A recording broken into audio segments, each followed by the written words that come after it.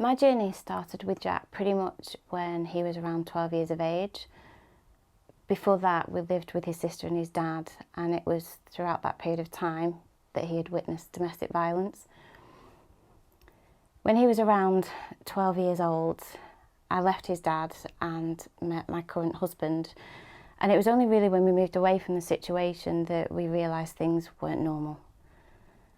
Over the years, it had a significant impact on Jack, and we ended up seeing a mental health service who assessed him as being potentially traumatised by what he'd been through. We then saw a number of professionals like family support workers and mental health charities, and I felt like it was really difficult because we saw a lot of professionals, but none of what they said or did really made sense or helped us cope. They didn't seem to understand what we were going through or had been through as a family. Jack's education suffered because of it, and there was a breakdown in his behaviour at school. He was also having issues around his sexuality as well. In the end, we moved him out of school due to fear that he would be excluded because they couldn't manage his behaviour. There were also concerns about his emotional health and mental well-being because he'd started self-harming. He kept seeing lots of different professionals, and each time it had a very limited impact. He didn't really seem to gain anything from them, and he would often talk about the professionals who would give him textbook answers and would say, "Tell me how you feel." And he would often do impressions of those professionals. It just felt he sized up the support within moments of meeting people. I think when we were experiencing the abuse, I just kept going because I had to. You have to keep going to survive. And then once I'd left Jack's dad and started seeing my new partner,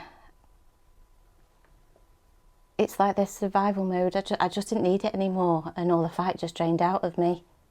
I don't know, maybe I was giving up.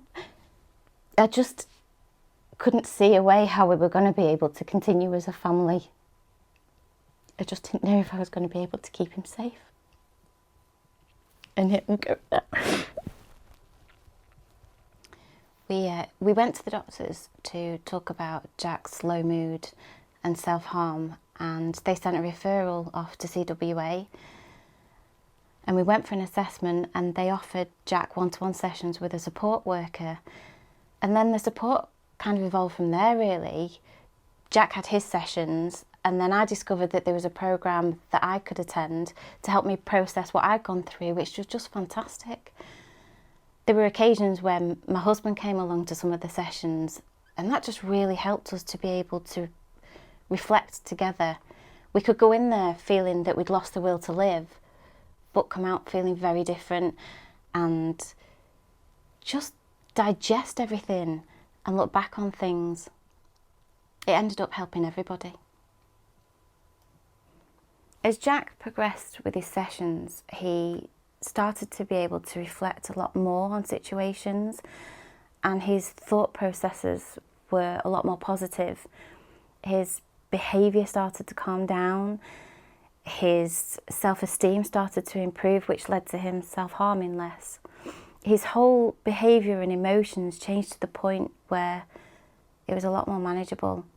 I think Jack will always have some struggles around his identity, but he's now able to acknowledge when he's done something wrong and will come and apologise.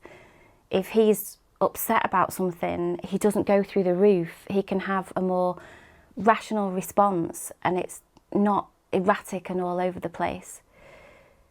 The support has helped us as a family.